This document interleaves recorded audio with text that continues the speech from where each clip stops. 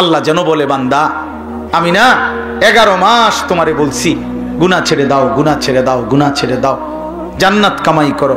ঠিক আছে বান্দা, পারলা না, শয়তানের ধোকায়, নফসের ধোকায় 11 মাস গুনায় ভরপুর করে ফেললা। ঠিক আছে বান্দা, আমি আরেকটা সুযোগ দিতে চাই। 11 মাস কমাইয়া আমি 1 মাসে নিয়ে আসলাম। একটা মাস বান্দা, ইয়া আইয়ুহাল্লাযীনা আমানু, হে ঈমানদারগণ, কুতিবা আলাইকুমুস সিয়ামু কামা কুতিবা আলাল্লাযীনা মিন ক্বাবলিকুম, পূর্ববর্তী সমস্ত ঈমানদার বান্দাদের মতো তোমাদের উপরেও আমি আল্লাহ একটা মাসের রমজানের রোজা ফরজ করে দিলাম।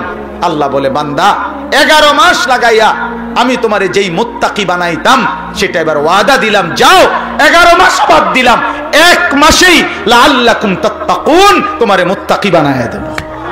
1 মাসে জান্নাতি, 1 মাসে। কয় দিনে জান্নাতি? 1 মাসে।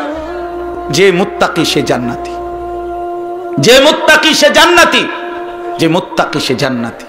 এজন্য মাহে রমজান আমাদের সামনে, মুমিনের শ্রেষ্ঠতম সিজন, ইমানদারের শ্রেষ্ঠতম মৌসুম, আখিরাতের শ্রেষ্ঠ মৌসুম মাহে রমজান, মাহে রমজান। এজন্য দয়া করে মাহে রমজানকে সামনে নিয়ে নিজের পরিবর্তনের একটা সিদ্ধান্ত নেন। আল্লাহ এখানে বলছেন, হে ইমানদার, ইয়া আইয়ুহাল্লাযীনা আমানু, মুমিন আমি তোমারে ডাক দিলাম, তুমি আমার রোজাটা পালন করো, আমার রমজানটা কদর করো, একটা মাস গুনাহ থেকে বাঁচো, একটা মাস আমার বন্দিগিতে লেগে থাকো। আল্লাহ তাআলা ওয়াদা দিছে, লাআল্লাকুম তাত্তাকুন, 1 মাসে আমি তোমারে মুত্তাকি বানিয়ে দেব। কয় মাসে? আবার বলেন কয় মাসে? আমি একটা উদাহরণ বলি, অর্থাৎ আমি এটা বুঝছি এতটুকু যে আল্লাহ তাআলা বলতেছে, হে ঈমানদারগণ, আমি তোমার ঈমান নিলাম। তার মানে রমজানের চাঁদ উঠলে আল্লাহ ডেকে বলে, হে ঈমানদারগণ, তোমার ঈমানের পাসপোর্টটা আমি নিলাম, নিলাম।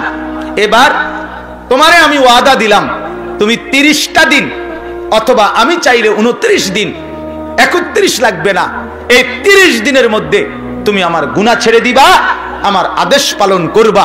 আমি আল্লাহ ওয়াদা দিলাম 30 দিন অথবা 29 দিনের মাথায় 31 দিন লাগবে না, ঈদের চাঁদ উঠাইয়া তোমার ঈমানের পাসপোর্টে তাকওয়ার ভিসা লাগায় দেব আমি। 1 মাসে ভিসা পাসপোর্ট ক্লিয়ার, ঈদের দিন ফ্লাইট। ফ্লাইট কোন দিন? জান্নাতের ফ্লাইট, জান্নাতের ফ্লাইট ঈদের দিন। উইদ্দাত লিল মুত্তাকিন, আল্লাহ বলেন জান্নাত বানানোই হয়েছে মুত্তাকিদের জন্য। ইয়া আইয়ুহাল্লাযীনা আমানু বলে আল্লাহ ডাক দিছে কোরআনুল কারীমের 2য় পারায়, 2য় সূরা, সূরা বাকারার 183 নম্বর আয়াত থেকে 187 নম্বর আয়াত, এই 5টি আয়াত মাহে রমজানের উপরে মৌলিক বক্তব্য যা বলা দরকার আল্লাহ তাআলা কোরআনে এখানেই বলছেন। এই 5 আয়াত 183, 84, 85, 86, 87।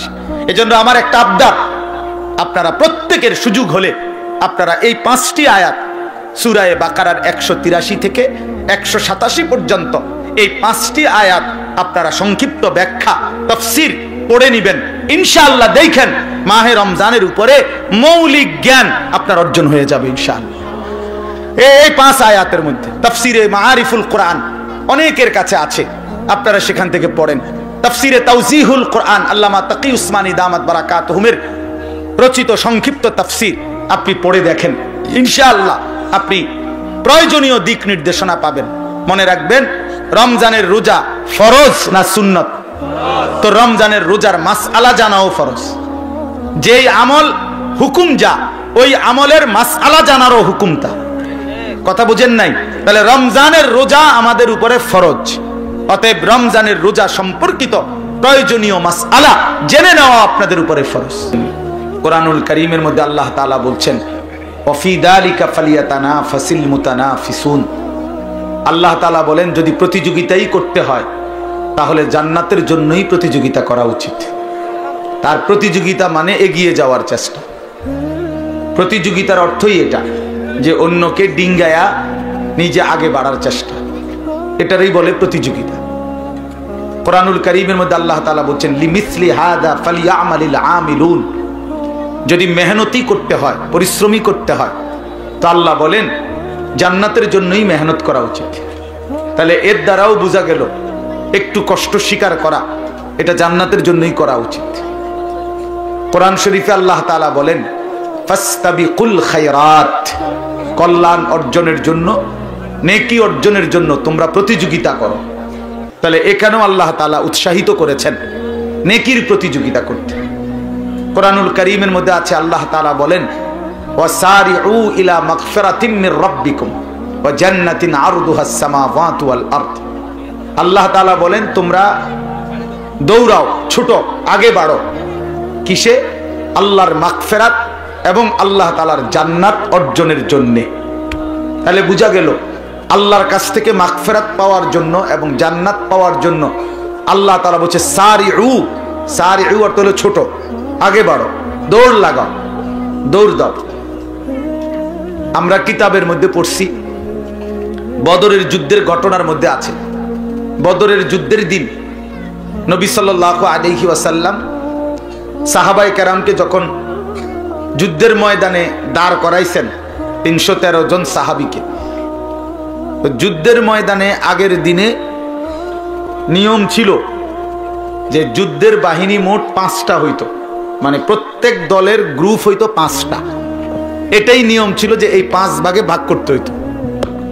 তো আল্লাহ নবী সাল্লাল্লাহু আলাইহি ওয়াসাল্লাম কাফেলাকে এই 5 ভাগে ভাগ করে সবকিছু ঠিকঠাক করে যখন যুদ্ধ শুরু করবে ঘোষণা দিয়েছেন, তখন নবী সাল্লাল্লাহু আলাইহি ওয়াসাল্লাম বাপ আমার দিকে তাকান, একই খটর মটরের দিকে তাকাইলে লাভ হইতো না, হেরা এই খটর খটর করবে। আমি বুঝেন না এই কথাটা? আপনি এইগুলোর দিকে তাকাইয়েন। ওরা আসছে দেরিতে, কেউ উড়াই আইলেছে, উড়াই লাইতেছে, ওইবে এইগুলা হেরার এই সংবং দিয়ে আমরা কি দরকার। জি চলেন। তো আল্লাহ নবী সাল্লাল্লাহু আলাইহি ওয়াসাল্লাম বললেন, এই যুদ্ধ যখন শুরু করলেন তখন আল্লাহ নবী সাল্লাল্লাহু আলাইহি ওয়াসাল্লাম সাহাবীদেরকে একটা কথা বলছেন যে এই আয়াতটা পড়ছেন নবীজি, ওয়াসারিউ ইলা মাগফিরাতিম মির রাব্বিকুম ওয়া জান্নাতিন আরদুহাস সামাওয়াতু ওয়াল আরদ উইদ্দাত লিল মুত্তাকিন। আল্লাহ তাআলা বলেন আল্লাহর ক্ষমা এবং আল্লাহর জান্নাত যেটা আসমান জমিন প্রশস্ত, সেটা অর্জনের জন্য দৌড় দাও, আগে বাড়ো, ছোট। তো আল্লাহ নবী এই আয়াত পড়ে সাহাবীদের দিকে তাকিয়ে বললেন আগে বাড়ো, জান দাও, জান্নাত নাও। আগে বাড়ো, জান দাও, জান্নাত। তো এইটা বলতেই এক সাহাবী, উনি ক্ষুধার্ত ছিলেন প্রচন্ড। তো উনি ঠিক ওই সময় 4টা খেজুর হাতে নিছেন, খেজুরটা খাবে আর কি, ক্ষুধার্ত মানুষ। তো এই ঘোষণা এটা শুই না, ওই হাতে হাতের মোবাইল এগুলো নামান, হাতে হাতে যাদের নামান ভাই, এমনি শোনে, এই লাইটওয়ালা ভাই নামান, এটা হাইশো না মিয়া, যেটা বলিটা তো শুনো মিয়া, এমনি শুনেন, এমনি আমার তাকাইয়া শুনলে বরকত হয়। মোবাইল হাতে ধরে রেখে রেকর্ড করলে মনোযোগ হয় না, দিল জমে না, আপনি নিজের জন্য কিছু হয় না, নিজের কলবে কিছু বসে না। এটা পরীক্ষিত বিষয়। মোবাইল যখন হাতে থাকে তখন এটার প্রতি বারবার নজর পড়ে, কোনোভাবেই দিল বসবে না, আমি চ্যালেঞ্জ করলাম, হয় না। এই সারাক্ষণ নজর এটার দিকে যে উঠতেছে কিনা, একবার বড় করে, একবার ছোট করে, এবার একটু কায়ত করে, শীত করে, এই সদর বদর করতে করতে শেষ। হ্যাঁ হ্যাঁ ভাইয়া, জিন্দিগি বদলায় না। প্রতিটি মাহফিলের মাকসাদ নিজের পরিবর্তন। ওমা যালিকা আলাল্লাহি বিআজিজ, আল্লাহর জন্য এটা কঠিন না। ডাক্তার মিজান ভাই যখন প্রথম আমগরে দেখাইছে তখন কিচ্ছুই ছিল না এখানে, কিসের মাদ্রাসার কি ছিল, শুধু খেত আছিল। তো আমরা ওই সময় আইসা দেখে মিজান ভাই বলছে যে এমনি এমনি এটা আমাকে জায়গা, এদিক দিয়ে এদিক দিয়ে এটা এটা সব বলছে। তো আমরা বলছি ইনশাআল্লাহ এখানে হইতে পারে, মাদ্রাসা শুরু হয়ে যাক। আলহামদুলিল্লাহ এখন ভবনও হয়েছে, এত বড় মাহফিলের ইন্তজামও হয়েছে। ইনশাআল্লাহ আগামী দিনে একদিন দেখবেন ইনশাআল্লাহ এখানে একটা বড় সড়ো জামিয়া হয়েছে ইনশাআল্লাহ। আল্লাহ কবুল করে নেন, আল্লাহ কবুল করে নেন। তো বলতেছিলাম ওই সাহাবী তখন এই 4টা খেজুর মাত্র ক্ষুধার্তর কারণে খাইতে নিছিলেন, আর এই সময় নবীজি এই ঘোষণাটা দিয়েছেন। সাথে সাথে উনি আল্লাহর নবী সাল্লাল্লাহু আলাইহি সাল্লামকে জিজ্ঞেস করছে, ইয়া রাসূলুল্লাহ কি বললেন, এখন জান দিলে জান্নাতে যাব? আল্লাহর নবী বলেন আল্লাহর কসম জান্নাতে যাইবা, আমি ওয়াদা দিলাম, কসম করলাম, এখন জান দিলে এখনই জান্নাতে। তখন উনি এই সাহাবী তখন বললেন, ইয়া রাসূলুল্লাহ তাহলে 4টা খেজুর খাইতে যেটুকু সময় দেরি হবে জান্নাতে যাইতে, এটুকু দেরি কেন করব? এখন জান দেব, এখন জান্নাতে যাব। এই জন্য 4টা খেজুর আরেকজনের হাতে দিয়ে যুদ্ধের ময়দানে ঝাঁপাইয়া পড়ছেন, শহীদ হয়ে জান্নাতি হয়ে গেছে। এই ছিল সাহাবায়ে কেরাম। সাহাবায়ে কেরামের কলিজার মধ্যে ফিকির ছিল এটা, জান্নাতে যাওয়ার জন্য 4টা খেজুর খাওয়ার সময় দেরি করব কেন, দেরি করব কেন? এই জন্য বাপ মুমিনের জিন্দেগি আল্লাহ এই জন্য বলছেন অফি যালিকা ফালিয়াতানাফাসিল মুতানাফিসুন। আল্লাহ বলছে আমার বান্দা যদি প্রতিযোগিতাই করতে হয়, জান্নাতের প্রতিযোগিতা করো, আখিরাতের প্রতিযোগিতা করো। তাফসিরে মাআরিফুল কোরআনে মুফতি শফি রহমাতুল্লাহ আলাইহি লিখছেন এই আয়াতের ব্যাখ্যায় যে দুনিয়ার প্রতিযোগিতা করো না কেন, তিনি বড় সুন্দর কথা লিখছেন যে হে আল্লাহর বান্দা, দুনিয়ার প্রতিযোগিতা কইরো না, মানে দুনিয়া বাড়ানোর। কেন? কয় যে কারণ দুনিয়ার প্রতিযোগিতায় যদি তুমি জিতেও যাও তাইলেও মরে যাবা, যদি হাইরাও যাও তাইলেও মরে যাবে। তো লাভ হইল কি? লাভ হইল কি? বুঝেন নাই কথা? 60 বছর লাগাইয়া আমি একেবারে সারা পৃথিবীর শ্রেষ্ঠ ধনী হইলাম, তো আমার তো মরার কথা না, কারণ আমি তো শ্রেষ্ঠ ধনী। কিন্তু সে মরবে কিনা বলেন না, মরবে কিনা? এইটাই বলছেন আর কি, যে দুনিয়া যদি জিতেও যাও তাইলেও মরে যাবা, যদি হেরেও যাও তাইলেও মরে যাইবা, তাইলেও মরে যাইবা। ওই ছেলে, এই বাংলা কথা কি বোঝেন নাই? আপনাকে বলছি মিয়া, মোবাইল আলগি দিলেন কেন? নামান, এটা পছন্দ না হলে চলে যান আপনি। যার কথাটা পছন্দ হয় নাই আমি বলছি হাতে ধরে মোবাইলটা নামান, বলছি কিনা বলেন? যার ভাল লাগছে না আমার এই কথা, আপনি চলে যান, অসুবিধা কি? 2-4 জন শ্রোতা না হলে কি সমস্যা? কিন্তু গাফলত ক্ষতিকর। আপনি শুনেন মনোযোগ দিয়ে। মোবাইলটার মধ্যে যদি 10,000 ওয়াজও থাকে, যে সব সুন্দর আলোচনা, ছবি পরিষ্কার, আওয়াজ ক্লিয়ার, তো কবরে এটা জমা দিলেই তো যথেষ্ট, হাসরের ময়দানে এটা জমা দিলেই যথেষ্ট। তো বাংলাদেশের 100 বক্তার সাথে আমার একটা ছবি আছে মোবাইলে, তো এটা হাসরের ময়দানে জমা দিলেই চলবে তো? তাইলে মনোযোগ দিয়ে শুনেন, এমনি ভালো হবে। জিন্দেগি দরকার বাপ, খামখেয়ালি জীবন অনেক দূর চলে গেছে। রাগ হইয়েন না, আমি রাগ করার জন্য, আমি শক্ত কথার জন্য বললাম। কোরআনুল কারীমের মধ্যে আছে মানুষ জাহান্নামী হওয়ার 1 নাম্বার কারণ কি? গাফলত। কি বলেন? 1 নাম্বার খামখেয়ালি, অবহেলা। অবহেলা। কোরআন শরীফে আছে আল্লাহ তাআলা বলছে যত লোককে আমি আল্লাহ জাহান্নামে ফেলবো, মানে যত লোক জাহান্নামী হবে সমস্ত লোকের পরিচয় একত্রে উলাইকা হুমুল গাফিলুন। সরাসরি কোরআন শরীফ আল্লাহ বলেন এরা কেন জাহান্নামী হলো? কারণ এরা সকলেই ছিল গাফেল। কি ছিল বাপ? গাফেল। কোরআন শরীফে আছে আল্লাহ তাআলা আমাদের নবী সাল্লাল্লাহু আলাইহি সাল্লামকে বলছেন, নবীজিকে বলছেন, আচ্ছা নবীজি আল্লাহ তাআলার স্মরণ থেকে গাফেল ছিলেন কতক্ষণ? সপ্তাহে কোন দিন? 24 ঘন্টার মধ্যে কখন? কখনোই না। আম্মা জান আয়েশা রাদিয়াল্লাহু তাআলা আনহা বলেন, নবীজির স্ত্রী কানা রাসূলুল্লাহ সাল্লাল্লাহু আলাইহি ওয়াসাল্লাম ইয়াযকুরুল্লাহ ফি কুল্লি আহইয়ানিহি। তিনি বলেন আল্লাহর নবী সাল্লাল্লাহু আলাইহি সাল্লাম সর্বদাই আল্লাহ তাআলার স্মরণ করতেন। ফি কুল্লি আহইয়ান, সর্বদাই আল্লাহ তাআলার জিকির করতেন, স্মরণ করতেন। তাহলে যিনি সারাক্ষণ আল্লাহকে স্মরণ করতেন সেই তাকে, নবীকে আল্লাহ কোরআনে বলছেন ওয়ালা তাকুম মিনাল গাফিলিন। নবীজিকে বলছি, বন্ধু আপনাকে বলছি গাফেলদের অন্তর্ভুক্ত হয়েন না। আপনি কে, আমি কে বলেন? নবীজিকে যদি আল্লাহ কথা বলে যে বন্ধু আপনি গাফেলদের অন্তর্ভুক্ত হয়েন না, আমাদের জন্য কি পরিমাণ তাকিদ, আমাদের জন্য কি পরিমাণ গুরুত্ব দেওয়া উচিত, গুরুত্ব দেওয়া উচিত। আমাদের একজন বড় বুজুর্গ ছিলেন, বাংলাদেশে একসময় আসতেন পাকিস্তান থেকে, অনেক বড় এক বুজুর্গ আলেম, ওয়াইজ, আওলাদে রসুল সৈয়দ আব্দুল মজিদ নদীম সাহেব রহমতুল্লাহ আলাইহ। ছোটবেলায় আমরা কুমিল্লা কান্দিরপাড় টাউন হল মাঠে অথবা ঈদগাহ মাঠে উনি বয়ান করতেন। আন্তর্জাতিক ইসলামী মহাসম্মেলন হইতো আগে সারা বাংলাদেশে, বিভিন্ন জেলায়। উনি 1 মাস 1.5 মাস সফর করতেন বাংলাদেশে। আমরা যখন ছাত্র ছিলাম তখন ওনার বয়ান শুনতাম, এত সুন্দর বয়ান করতেন। আল্লাহর কোরআন যখন পড়তেন মনে হইতো যেন আসমান থেকে নাজিল হইতেছে। আমার প্রিয় ভাই, আমাদের স্নেহের হাফেজ তানভীর তেলাওয়াত করলেন, আপনাদের কাছে ভালো লাগছে না? আমি নিজেও তার তেলাওয়াতের ভক্ত। আমার মাদ্রাসায় সে অনেকবার গেছে, অনেকবার। চোখে দেখে না যে পৃথিবীর আলো, সে তার মালিকের আলো কি পরিমাণ দেখলো। হায় বদনসিব ওই মানুষগুলো যাদের চোখ ছিল 60 বছর, কিন্তু তারা কোরআনুল কারীমের একটা লাইন শুদ্ধ করে পড়তে পারে নাই, পারে না। তার চাইতে বড় বদনসিব, মন্দ কপাল, দুর্ভাগা আর কেউ হইতে পারে। আফসোস ওদের জন্য।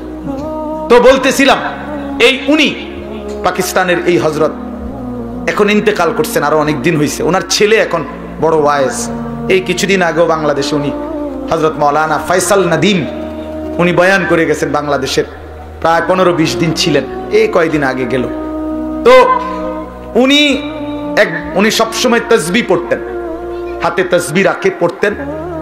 তো উনি একদিন বয়ানের মধ্যে বলছেন, ইউরোপে কোন এক দেশে উনি বয়ানে গেছেন। তো ওইখানকার এক মুসলিম যুবক ওনাকে জিজ্ঞাসা করছে যে হযরত, আপনি যে হাতে তাসবিহ ব্যবহার করেন এটা কি? তখন উনি বলছেন যে এটা মুযাক্কিরা, এটা আমাকে স্মরণ করিয়ে দেয়। তো কি স্মরণ করিয়ে দেয়? আমাকে একটু পর পর এটা হাতে থাকলে আমার আল্লাহর জিকিরের কথা স্মরণ করায় দেয়, হাতে লাগলে আমার এটা তখন মনে পড়ে, তো আমি কিছুক্ষণ আবার আল্লাহকে ডাকি, জিকির করি, এই জন্য এটা আমার স্মরণ করায় দেয়। তখন ওই যুবক, কথাটা খেয়াল করেন, ওই যুবক তখন ওনাকে বলছে, আচ্ছা হযরত, নবী সাল্লাল্লাহু আলাইহি ওয়াসাল্লাম তিনি এই তাসবিহ মানে এই দানাওয়ালা এগুলো এটা ব্যবহার করতেন? এটা ব্যবহার অর্থাৎ উনি বলেন যে সে আমার কাছে এটাই জানতে চাচ্ছিল যে নবীজি এটা ব্যবহার করছেন কিনা, আপনি যে ব্যবহার করেন। তখন উনি বলেন, আমি তাকে বললাম, হ্যাঁ যুবক, তোমার প্রশ্ন তো ঠিক আছে, নবীজি এটা ব্যবহার করতেন কিনা, কিন্তু আগে তুমি কি এটা জানো যে নবী সাল্লাল্লাহু আলাইহি সাল্লাম আল্লাহকে ভুলতেন কিনা? বুঝেন নাই কথা? নবী সাল্লাল্লাহু আলাইহি সাল্লাম আল্লাহকে ভুলতেন কিনা? তিনি তো আল্লাহকে কখনোই ভুলতেন না।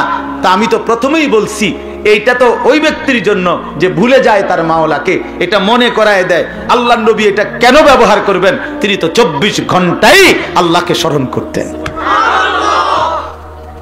ওনারে আবার মনে করাই দিবে কি? ও দরকার কি? তো এই জন্য বললাম, বাপ ওয়ালা তাকুম মিনাল গাফিলিন, গাফিল না হওয়া, গাফিল না। মুমিন গাফিল হয় না, মুসলমান গাফিল হয় না। মুসলমান গাফিল হয় না, এক ধ্যানে থাকে, এক ফিকিরে থাকে, আখিরাতের গন্তব্যের দিকে তাকিয়ে থাকে। আল্লাহর নবী সাল্লাল্লাহু আলাইহি ওয়াসাল্লাম হাদিসের মধ্যে আছে, সাহাবায়ে কেরাম নবীজির চেহারার স্বাভাবিক অবস্থার বর্ণনা দিতেন, যে নবীজির চেহারা মোবারকের দিকে তাকাইলে স্বাভাবিকভাবে কি মনে হইতো, কি মনে হইতো? তো সাহাবীরা বলতেন, নবীজি সাল্লাল্লাহু আলাইহি সাল্লামের চেহারা মোবারকের দিকে তাকাইলে 24 ঘন্টা মনে হতো মুতাওয়াসিলাল আহজান দাইমাল ফিকর, তিনি সর্বদাই চিন্তা করতেছেন এবং কোনো না কোনো ফিকির করছেন, কোনো না কোনো, আর কাকে বলা যায়, আর কিভাবে বলা যায়, আর কেমনে বলা যায়, আর কার কাছে যাওয়া যায়, কেমনে আল্লাহর দ্বীনের কথা বলা যায়, কিভাবে এক এক আমাদের বিশ্ব ইস্তেমার দ্বিতীয় দিনের বাদ বা গ্রিব বয়ানে হযরত মাওলানা আহমদ লাট সাহেব দামাত বারাকাতুহুম, জগৎ বিখ্যাত এই মহা বুজুর্গ, মহান মনীষী, উনি ওনার বয়ানের মধ্যে বলতেছিলেন, আমি ময়দানে বসেই শুনতেছিলাম, হযরত বলছেন রাসূলুল্লাহ সাল্লাল্লাহু আলাইহি সাল্লামের 24 ঘন্টা ফিকির ছিল এক এক আল্লাহর বান্দা কিভাবে জাহান্নাম থেকে বাঁচবে। সাহাবায়ে কেরামের মৃত্যু পর্যন্ত ফিকির ছিল যে আল্লাহ পাকের এক এক বান্দা কেমনে জাহান্নাম থেকে বাঁচবে, জাহান্নাম থেকে বাঁচবে, জাহান্নাম থেকে বাঁচবে। তো নবী সাল্লাল্লাহু আলাইহি সাল্লামের চেহারা মুবারকের দিকে তাকাইলে এটা মনে হইতো যে তিনি ফিকির করতেছেন, ফিকির করতেছেন। দুয়ারে দুয়ারে হাঁটতেন, দাঁড়ে দাঁড়ে, কখনো বাজারে, কখনো হাটে, কখনো মাঠে, কখনো একজনের কাছে, কখনো 10 জনের কাছে, কখনো রাতে, কখনো দিনে, কখনো উপরে, কখনো নিচে, কবি আরশ पर कभी फरश पर, कभी उनके दर, कभी दर बदर, गमे आशिकी तेरा शुक्रिया, मैं कहां कहां से गुजर गया। কই থেকে কই ছুটতেন, দুয়ার থেকে দুয়ারে ছুটতেন। আল্লাহর নবী সাল্লাল্লাহু আলাইহি সাল্লাম এক ফিকিরে থাকতেন যে এক এক আল্লাহর বান্দা জাহান্নাম থেকে বাঁচবে।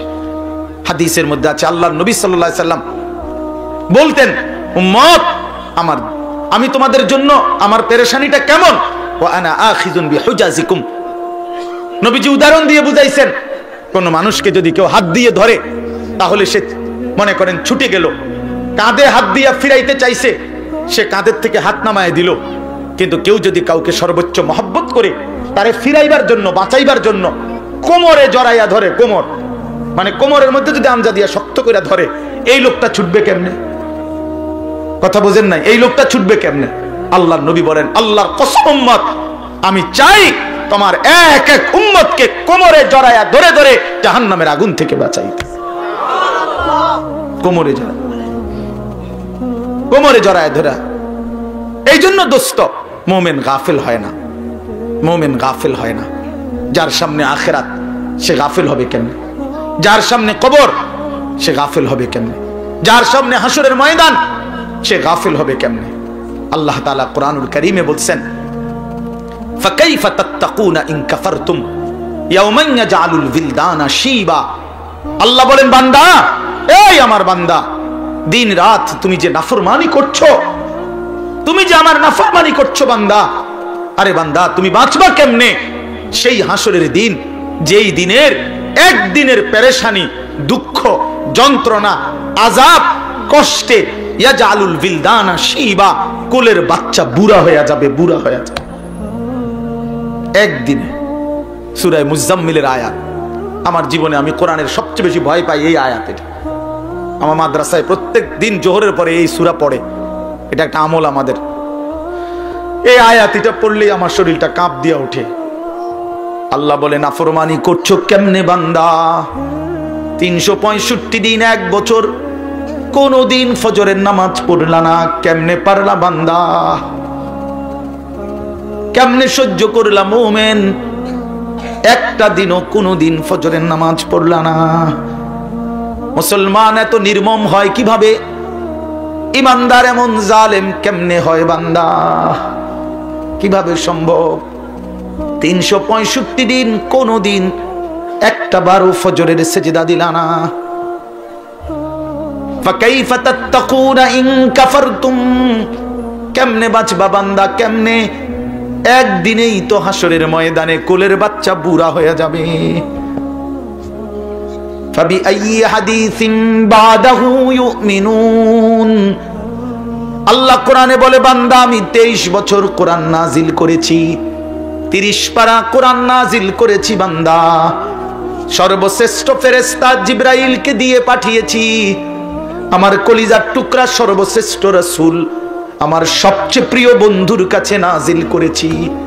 23 বছর নাজিল করলাম, 30 পারা কোরআন নাজিল করলাম, জিবরাইলের মতো শ্রেষ্ঠ ফেরেশতা দিয়ে পাঠাইলাম, বন্ধুর মতো কলিজার টুকরা আমার আখিরি নবীর কাছে প্রেরণ করলাম।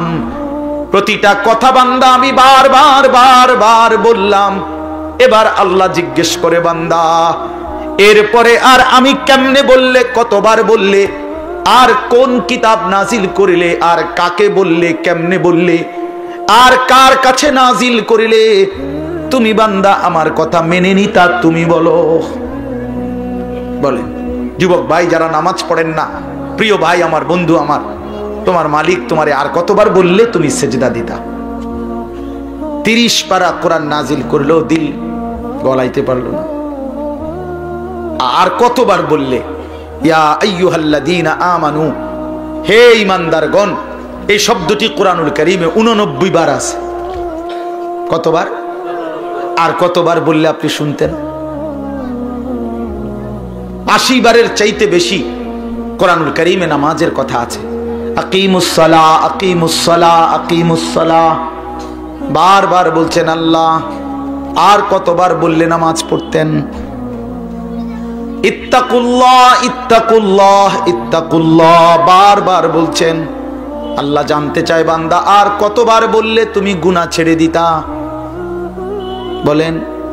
এই জন্য দোস্ত ইনসাফ করেন, ইনসাফ করেন।